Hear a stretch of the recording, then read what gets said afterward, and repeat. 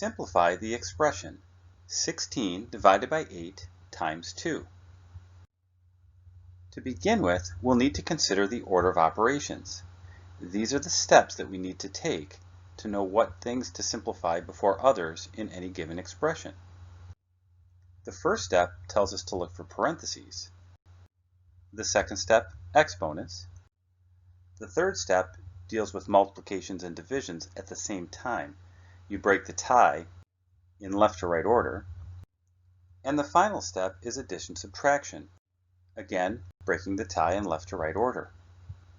There's a memory device that we can use.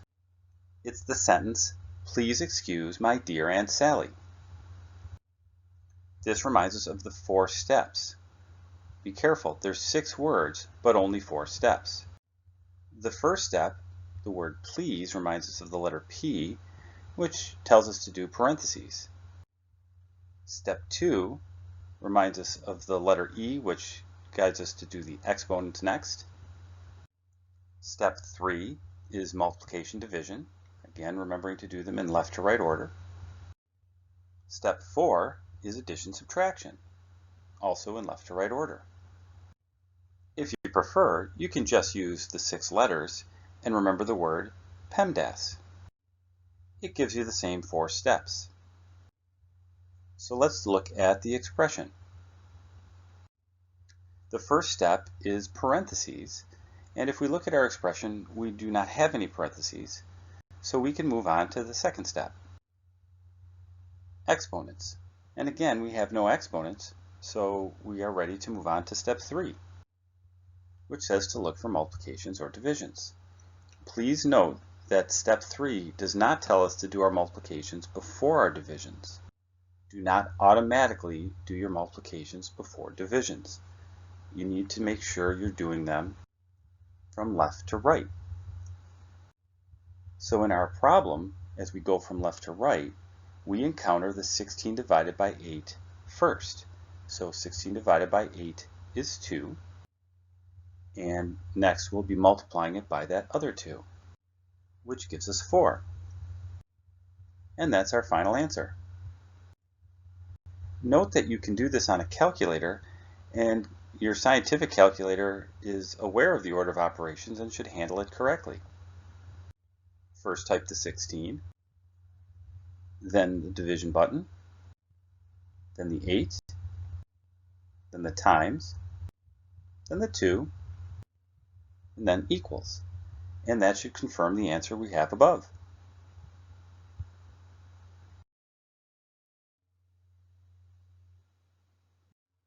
Simplify the expression 25 minus 2 times 5 all over 9 minus 6.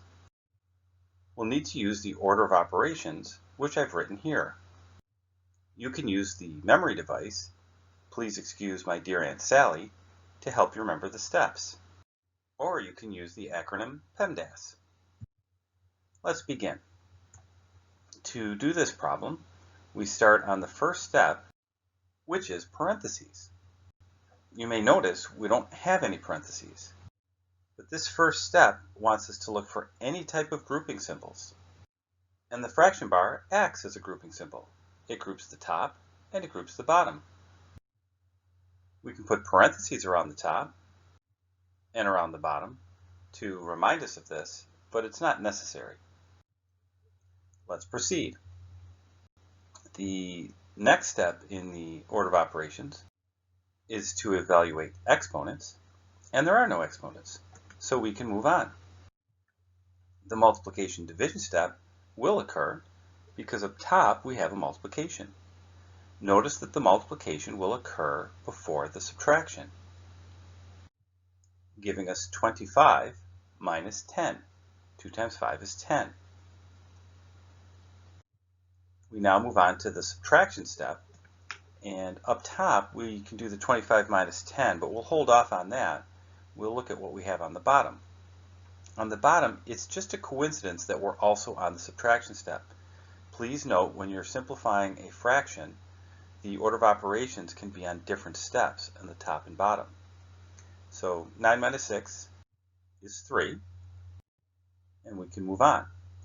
The only thing we have left to do is 25 minus 10, giving us 15 over 3.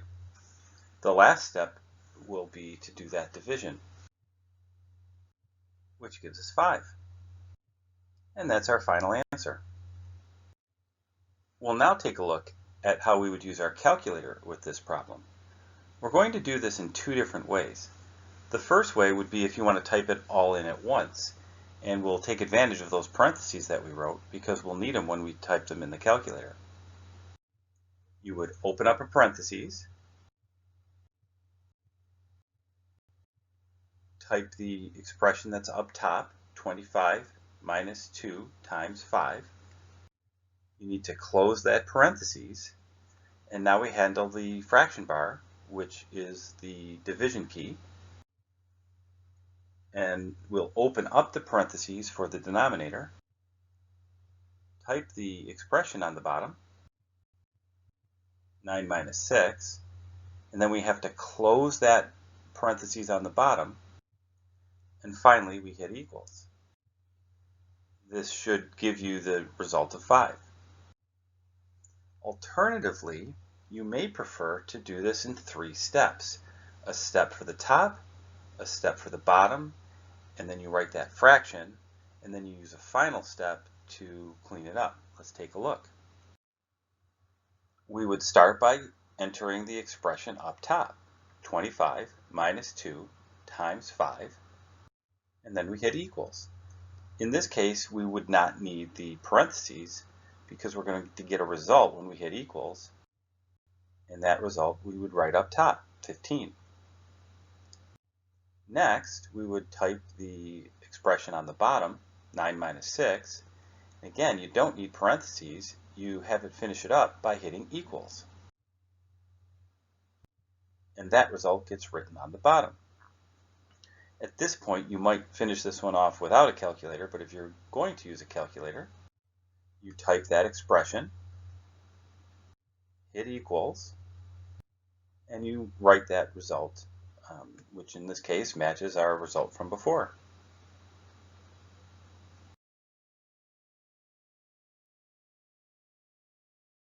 Simplify the expression. We'll need to use the order of operations, which I've written here. You can use the memory device, please excuse my dear Aunt Sally, to help you remember the steps. Or you can use the acronym PEMDAS. Let's begin.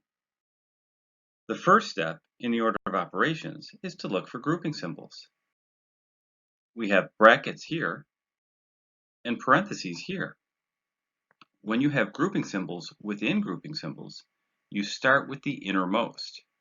So we will perform the operations inside the parentheses. The multiplication will occur before the subtraction, not because the multiplication is the first thing inside the parentheses, but because multiplication occurs on an earlier step in the order of operations than subtraction. 7 times 6 is 42, and now we can complete the subtraction. That results in a 6. Next, we notice that we still have grouping symbols, so we'll work inside of the grouping symbols. 10 times 6 has a higher precedence than the subtraction, and 10 times 6 is 60. Now we will perform the subtraction. 60 minus 40 is 20. What do we do next? Well, again, we have an addition and an implied multiplication, and the multiplication takes precedence over the addition.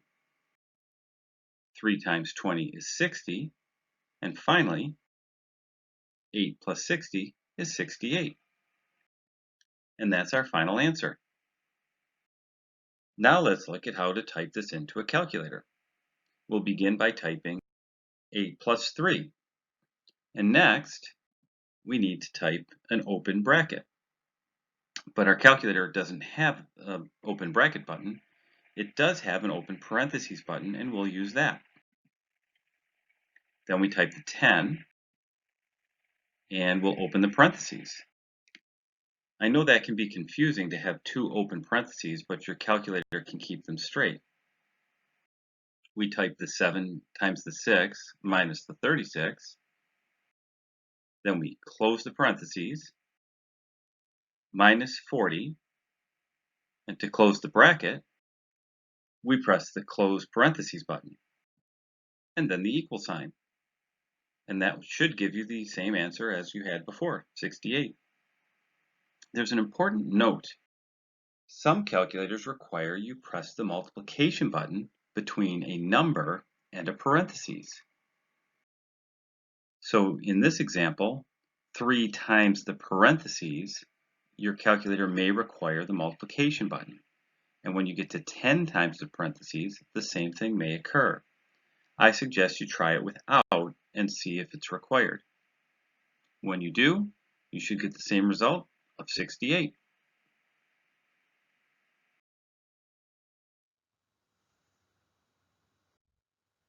Evaluate the expression if x equals 12, y equals 3, and z equals 4. X over z plus 2y. To evaluate this expression, we need to replace each variable with the given values. We'll begin with the fraction. X is on top. We're told that x equals 12, so we'll put 12 up top. Z is on the bottom. Z equals 4, so 4 goes on the bottom. Plus 2y, we'll write plus 2 with parentheses. Recall that 2y means that they're multiplied, and 2 with a parentheses indicates multiplication as well. Y equals 3, so we place 3 inside. To simplify this expression, we need to follow the order of operations. The first step, P, stands for parentheses, and we have parentheses, but there's nothing inside to simplify, so we can move on. E stands for exponents, and we have none of those, so we move on to step 3, multiplication division. We have a fraction which indicates division, and we have parentheses that indicate a multiplication. So we have to do these in left to right order. So 12 divided by 4 is 3. Then we add the 2 times 3, which is 6. Notice we held off on the addition because we weren't on that step yet. We've completed our multiplications and divisions, so we move on to step 4, which includes this addition. 3 plus 6 gives us 9, and that's our final answer.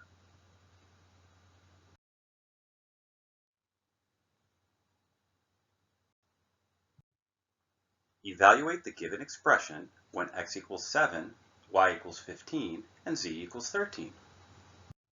The expression is x squared plus z all over y squared plus 2z. And we begin by noticing that x squared can be written as parentheses squared in preparation for substitution. We look up above and see that x's value is 7, so we write it in. We then move on to the plus z. It tells us the value of z is 13, so we write that in. And now we'll move down to the lower left. For y squared, we'll write the parentheses squared. We were given the value of y as 15, so we write that in. Next, we need to add 2z, so we write 2 with a set of parentheses. Z is given as 13, so we write that in. Now to proceed, we'll need to consider the order of operations. Recall the memory device PEMDAS, or possibly you use the sentence, "Please excuse my dear Aunt Sally." And though the memory devices have 6 letters or 6 words, recall that they are broken up into only 4 steps. Let's proceed. The first step is to look for parentheses, which is for any type of grouping symbol. We have some sets of parentheses throughout. However, there's nothing to do inside of them, so you might think it's time to move on to exponents. But notice that we have a fraction bar. A fraction bar acts as a way to group the top and group the bottom as 2 separate groups. So we'll need to use the order of operations up above and the order of operations down below.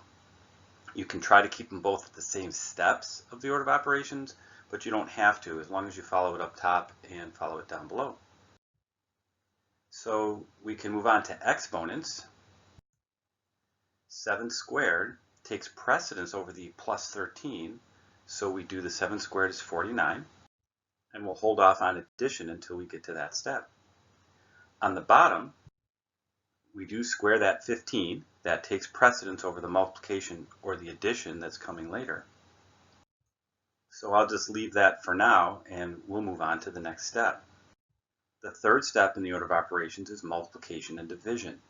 If we had a whole bunch, we do them in order from left to right, but the only one that we don't have any up top. We have one on the bottom, which is that multiplication, which is 26. I'll do that addition on a later step. And up top, you could have done that addition now, but since I was officially on the multiplication division step, I waited until I moved on. So now that we're on the addition subtraction step, we add the two numbers up top and get 62, and on the bottom we get 251. The question says to leave our answer as an integer or fraction, so we should check to see if it reduces. To do so, we want to know if anything divides the top and bottom evenly, or better yet, if you use the fraction button on your calculator as shown here, then it'll tell you if this fraction reduces. Turns out this one does not reduce, so 62 over 251 is our final answer.